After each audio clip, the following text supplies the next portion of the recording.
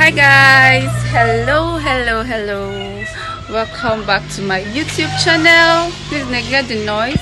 Okay, welcome back to my YouTube channel. I know it's been a while I shot any video, so I'm going to start by saying happy new year from me to you all guys, and I promise to be fully back soon. I've been running around for stuff, so I'm going to be fully back soon, let's say before my birthday in March. So guys, today is Valentine's Day. What's this on my head? Today is Valentine's Day, and it's a season of love. We're sharing love, and I hope I'm going to be asking my dad some Q&A today.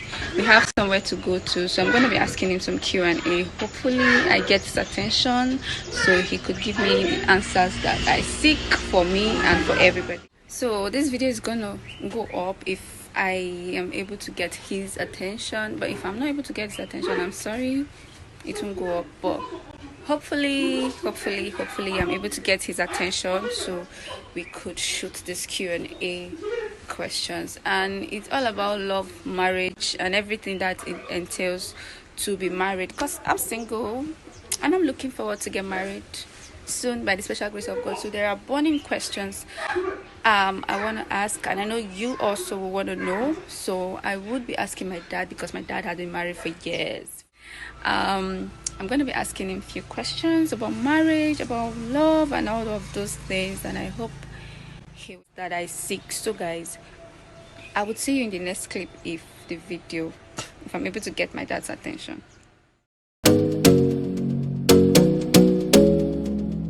Okay, Daddy, I have a few questions for you. So question number one: why is it important for us to get married as young people that are looking to marry? What is the importance of marriage? One, it is biblical. Okay. This call shall a man leave his father and mother and be joined together. Yes. And two of them shall become one flesh. Okay. And the marriage is important because it is for procreation. Okay. It is through marriage you can raise your own children. Okay. It is for also pleasure. It's also guide against sin. Okay. Of fornication and others. Okay. And also for companionship. Okay. These are the reasons, some of the reasons why it is very important for young people to get married. Okay. So number two, let us dive into the Bible small. In the book of Ephesians chapter 5 verse 22 and 23, I'm going to paraphrase. Chapter 22 says that a woman should submit to the husband, while chapter 23 said that the husband is the head of the house, even as Christ is the head of the church. So chapter 22 now, what do you understand by submission? How can a woman submit to her husband? A woman should look at the husband as the head of the family, just as the Bible has rightly said.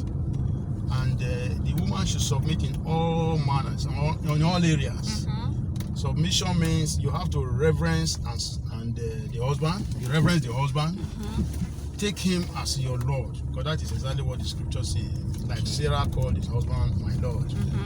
So, in order to submit, you must respect the husband in all areas. Okay. Whatsoever you want to do, whatsoever you want him to do, you must dialogue and allow him to, take decisions. Not only that, submission also means you don't carry your ego, your whatsoever you have achieved in life, into your marriage. You still see that man as your head and submit to him in all manners, in all areas. That is what the Bible says. Then in chapter 23, when the Bible was saying that the man is the head of the home, what is the job of the head of the home? The abilities of the man is for him to fend for his family. Because even the Bible said that the man who cannot take care of his family is worse than an infidel. Okay. So the man must be able to provide for the wife, provide for the children, and carry the home along. He take care of the wife, he loves the wife, he see the family as his own family, and he must care for that family in all areas of life. So I have another question. That question now is about insecurities in marriage. You know that we live in a world now where women of nowadays, they work really hard. you see all these big firms, all these big sectors, women are holding big position, unlike before where women just don't do anything, although before and now is not the same. So now, do you feel that a woman that has more money than a man, can that kind of woman be submissive to their husband? Because a lot of men are insecure. They will not want to go for women that have more money, you understand?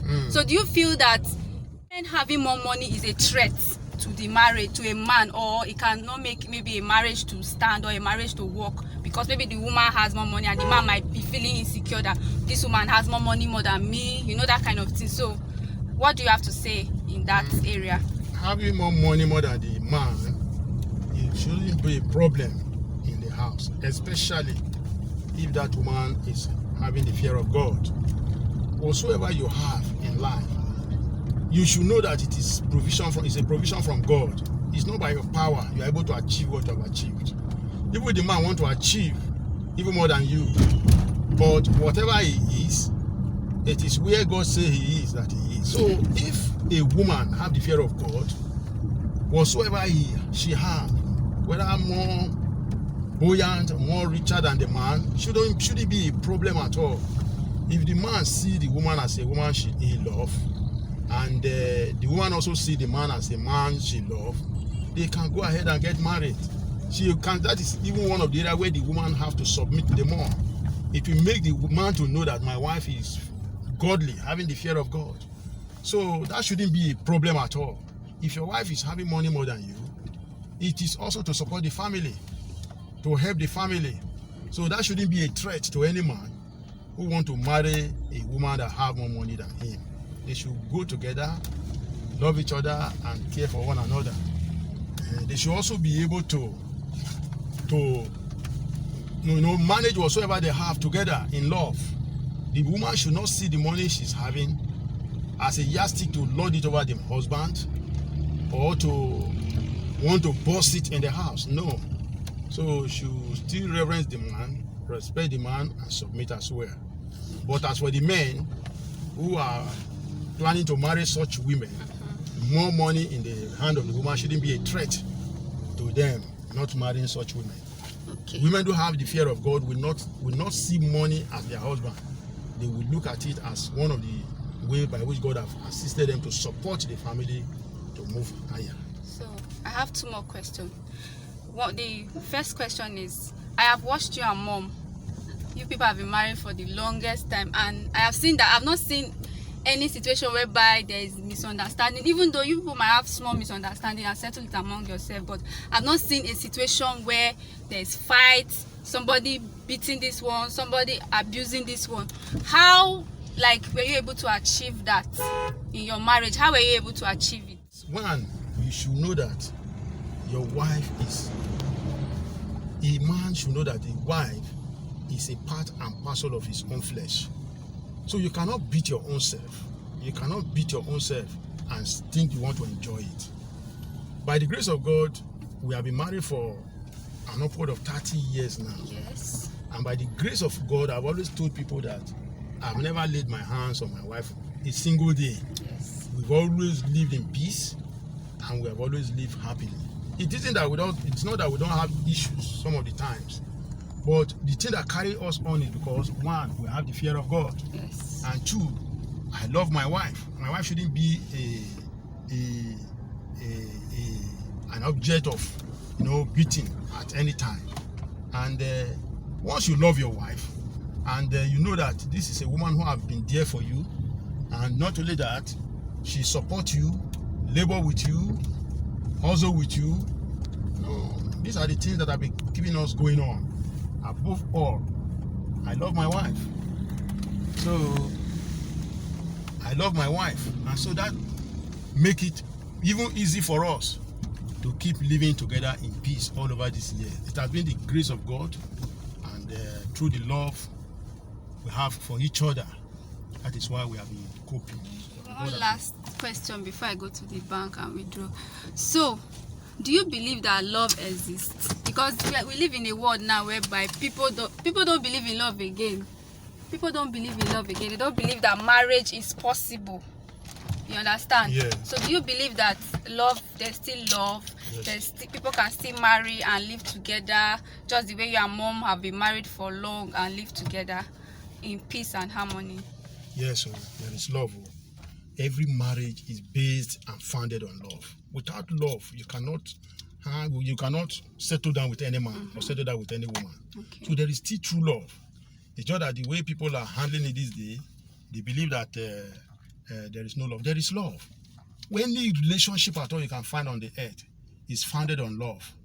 So, but there are genuine love. It is that genuine love that makes you to settle down with a man, endure with him, settle down with a woman, endure with her, and live the rest of your life with her. So there is still true love. Okay. And people should not be afraid to go into a relationship, because as time goes on and as you continue that relationship, you see that God is really faithful. Okay. Thank you so much. I hope my viewers will enjoy this. Thank you. Bye. Daddy say please subscribe to this channel. Subscribe to this channel. Okay, thank you. Bye-bye. Bye.